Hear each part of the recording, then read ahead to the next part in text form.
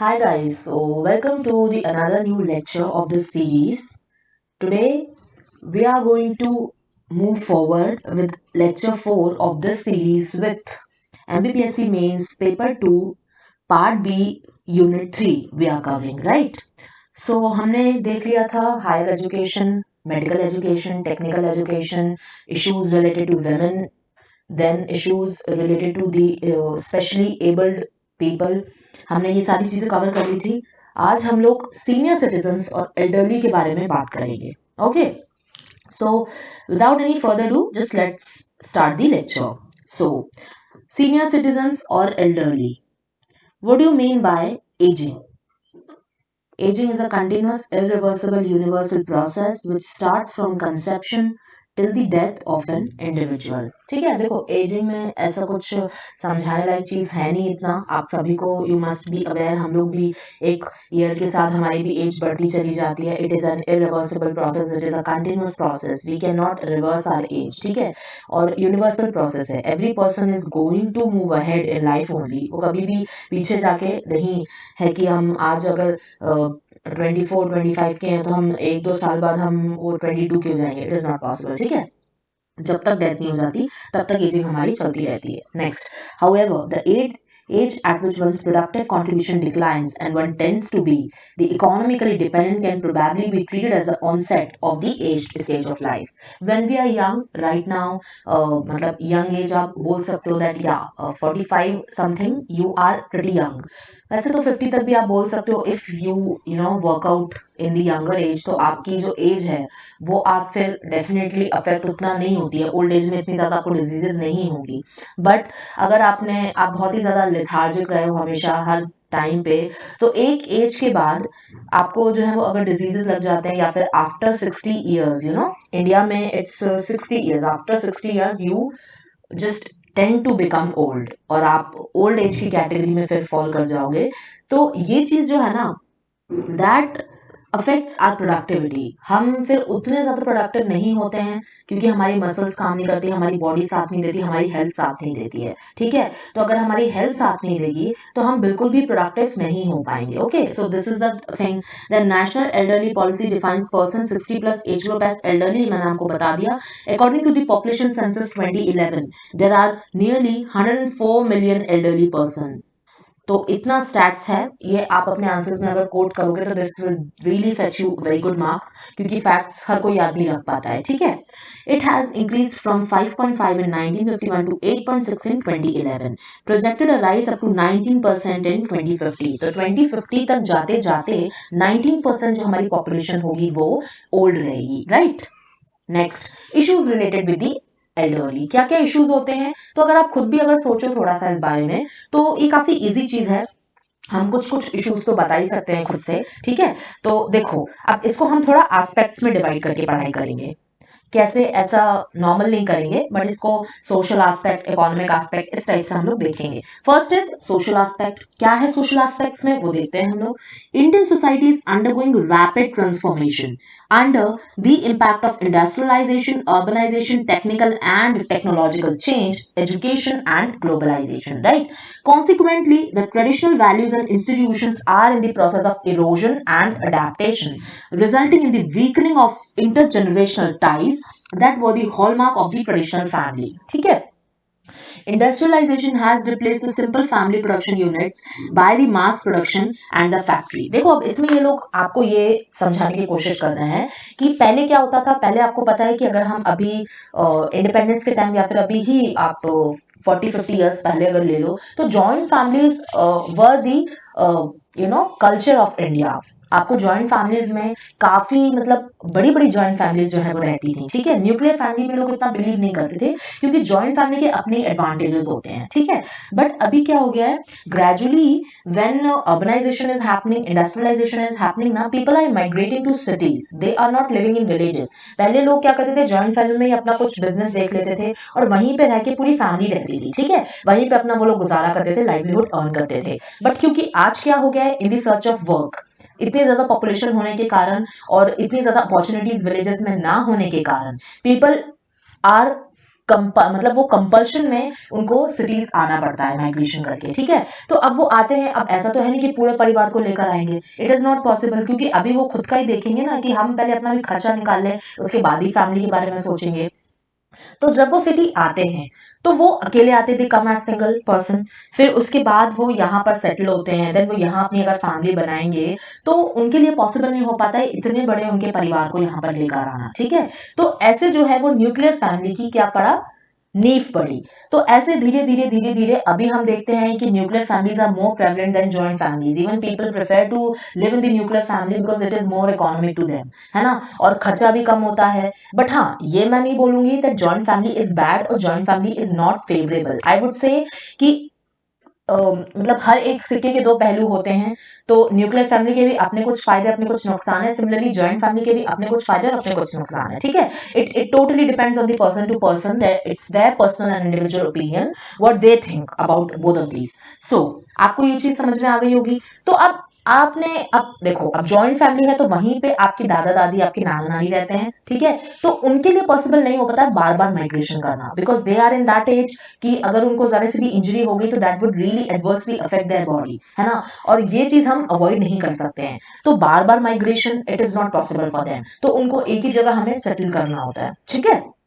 So this was about social aspect. Next financial aspect. अब इसमें आप खुद सोच लो कि इसमें क्या क्या होगा, देखते हैं हम लोग।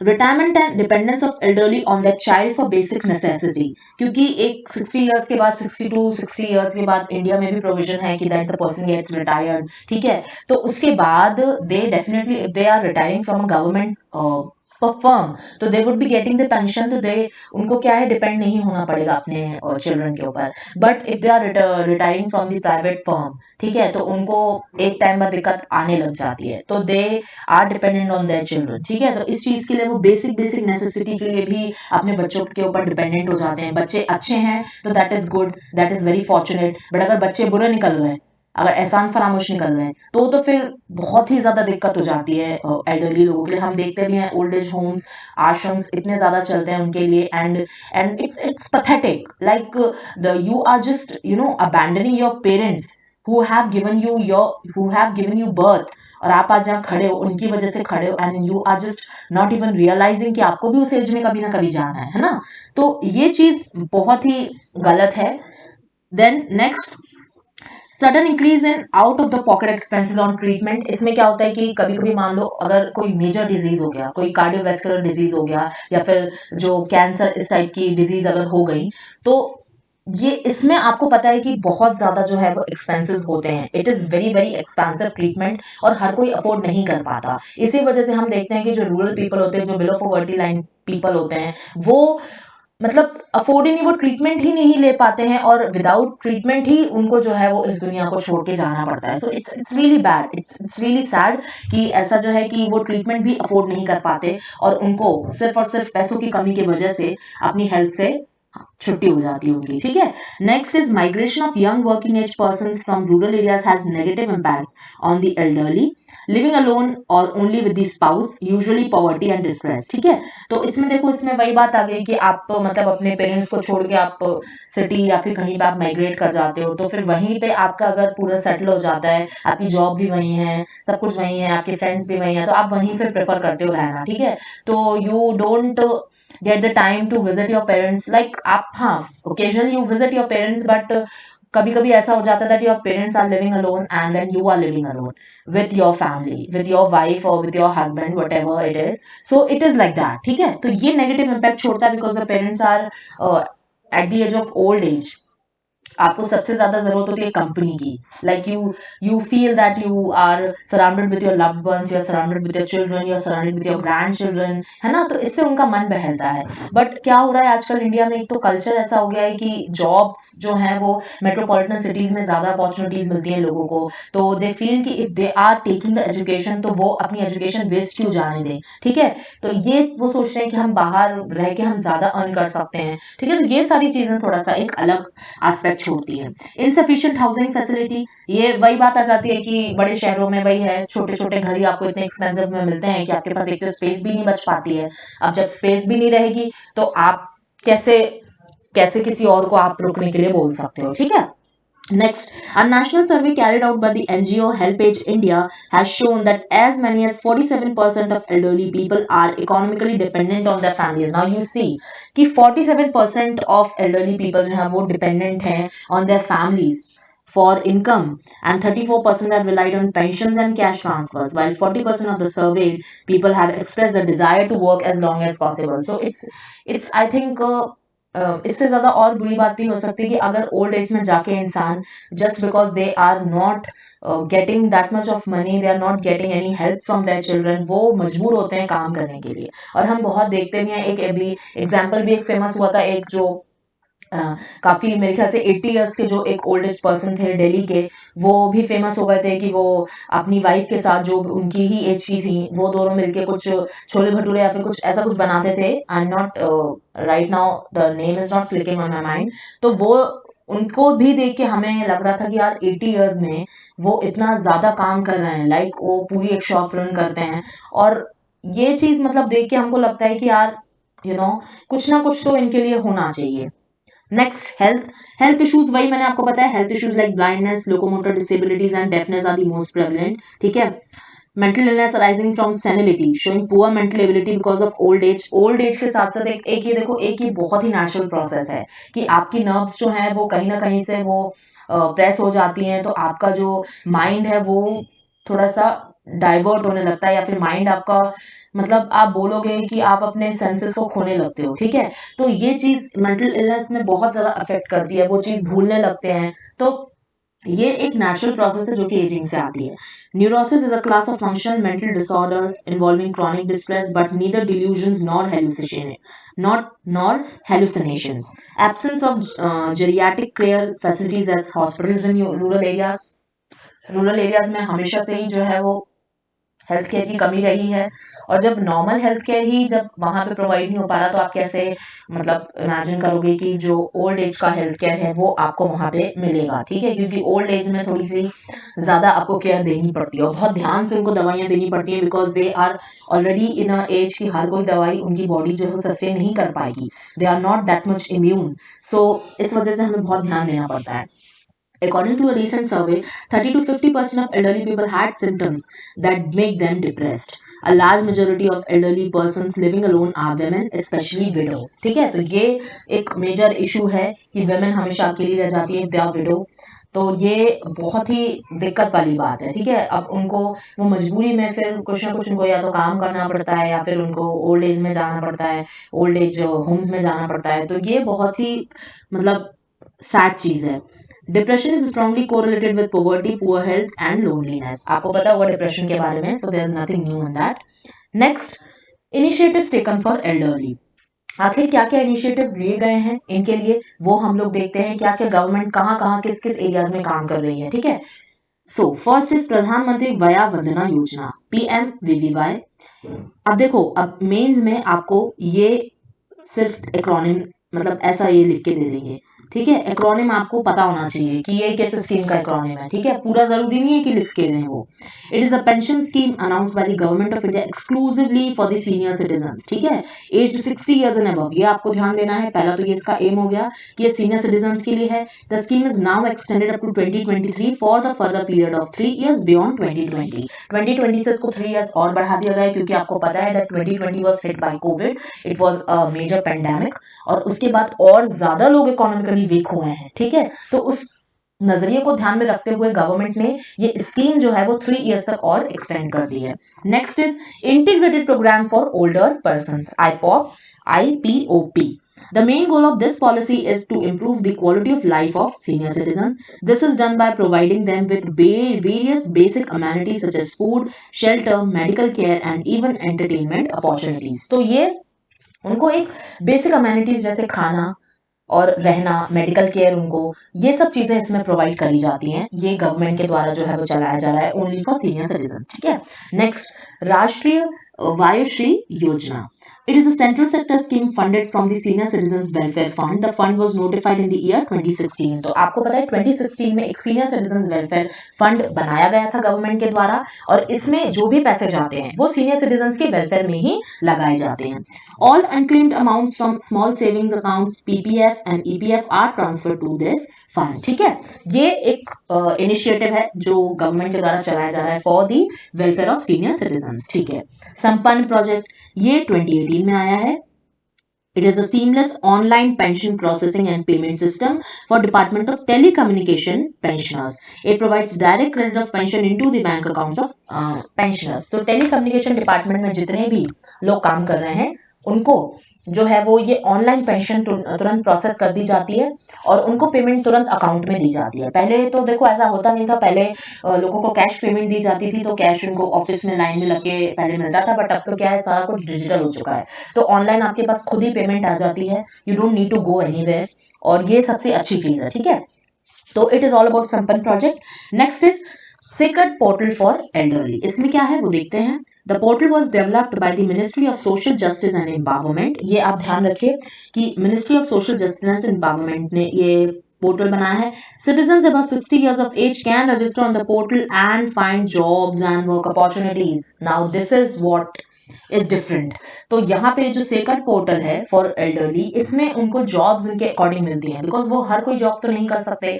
दे are also having some kind of disease, तो वो कहीं ना कहीं जो है वो उनकी एबिलिटीज कम कर देता है. तो वो कहीं ना कहीं बहुत ही सिलेक्टेड टाइप की जॉब कर सकते हैं जहाँ पे सिर्फ बैठने का काम हो या फिर जहाँ पे जो उनके लायक काम हो. ठीक है, ये पोर्टल उनको अपॉर्चुनिटीज देता है. Next is toll free number for elderly. It provides information, guidance, emotional support, particularly on pension, medical and legal issues, besides immediate assistance on cases of abuse. तो ये जो टोल फ्री नंबर है for elderly, ये इनका चालू किया गया है एल्डरली के द्वारा, एल्डरली के लिए, कि इनको जो भी इश्यूज हैं, जो भी इनकी कंप्लेंट्स हैं, अगर इनको कुछ अब्यूज सहना पड़ रहा है, इनके बच्चे अगर इनके साथ अच्छा व्यवहार नहीं कर रहे हैं, तो ये डायरेक्टली जा भी सकते हैं. ठीक है, और अभी तो मेरे ख्याल से एक ऐसा लॉ भी आ गया है कि the children can not abandon their parents.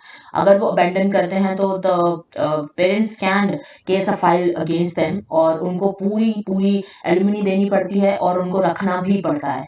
Now तो ये एक बहुत अच्छी चीज है. This was required from a longer period of time, but ये रेगुलेशन और लीगैलिटी बहुत जरूरी है. ठीक है. Sage senior care ageing growth initiative. It is a one stop access of elderly care products and services by credible startups. It has been launched with a view to help such persons who are interested in entrepreneurship in the field of providing services for elderly care. तो ये जो है ये क्या करते हैं, ये मतलब एक स्टार्टअप्स के थ्रू जो है वो एक जो एल्डरली केयर प्रोडक्ट्स होते हैं जो भी उनको नीडेड होते हैं, वो एक जगह पे उनको सारे प्रोडक्ट्स वो मिल जाते हैं. तो ये सेज के द्वारा उनको कहीं भी इधर उधर भटकना नहीं पड़ता है, एक जगह वो जाके वो अपने सारे प्रोडक्ट्स जो हैं वो अपना ले सकते हैं. ठीक है. नाउ अब हमने एल्डरली का देख लिया और उनके इश्यूज देख लिए, हमने उनके इनिशिएटिव्स देख लिए. अब हम देख रहे हैं issues related to the children. Now what are the major issues. India is home to over 444 million children, which is one of the world's largest child and adolescent populations. अब आप देख रहे हो, मतलब one of the world's largest child and adolescent population India is having. Constitution of India guarantees fundamental rights to all the children implemented by the states through DPSP. Then both girls and boys in India face early marriage, domestic abuse, sexual violence, violence at home and in school, trafficking, online violence and bullying.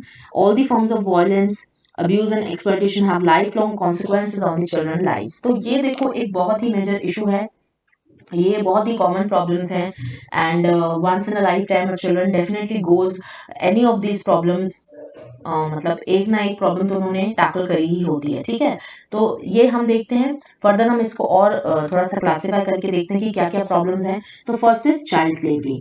Child slavery typically means the employment of children in any manner work with और without payment. ठीक है, आप भी देखते होगे कहीं ना कहीं किसी शॉप पे या कहीं पे चाइल्ड को जो है वो मतलब लगा दिया जाता है. चाइल्ड लेबर आपने सुना ही होगा. तो वो चीज उनको या तो पेमेंट करते हैं या नहीं करते हैं, वो बच्चे होते हैं तो वो ज्यादा कुछ बोल नहीं पाते हैं, तो उनको काम करना ही पड़ता है ना. तो ये एक बहुत ही मतलब अजीब सी बात है कि उनको एक तो बेचारे काम भी कर रहे हैं इस एज में, जब उनको खेलना चाहिए, उनको स्कूल जाना चाहिए, they are doing the work.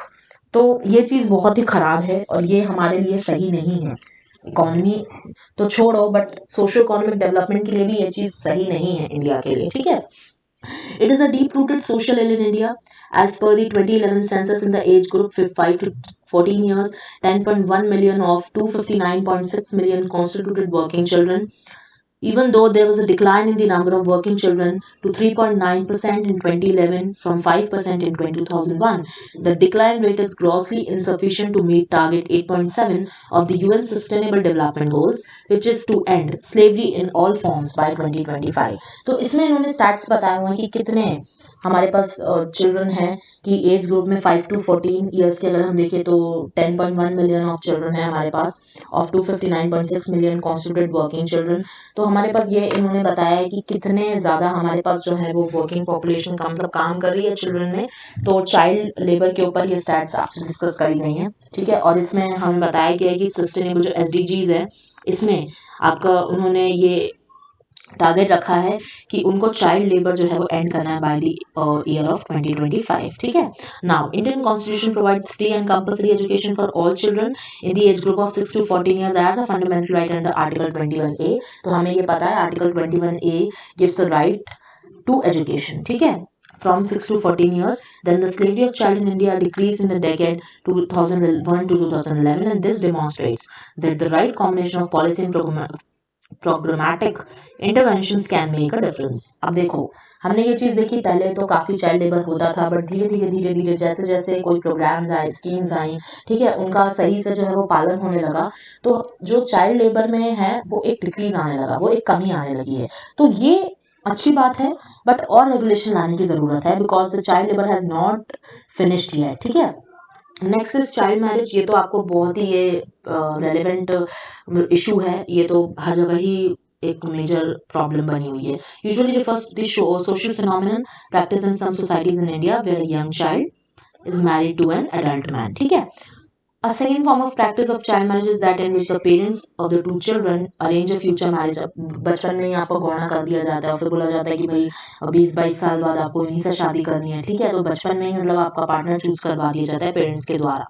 In this practice the individuals who do not meet one another until they reach the marriageable age when the wedding ceremony is performed। तो इसमें ऐसा भी होता है कि जब तक आप वेडिंग एज आपकी नहीं हो जाती तब तक उनको मिलने भी नहीं दिया जाता, और जब उनकी एक एज आ जाती तब उनको बताया जाता है या तुम्हारा गौना इससे हो चुका है और तुम्हें इसी से शादी करनी है।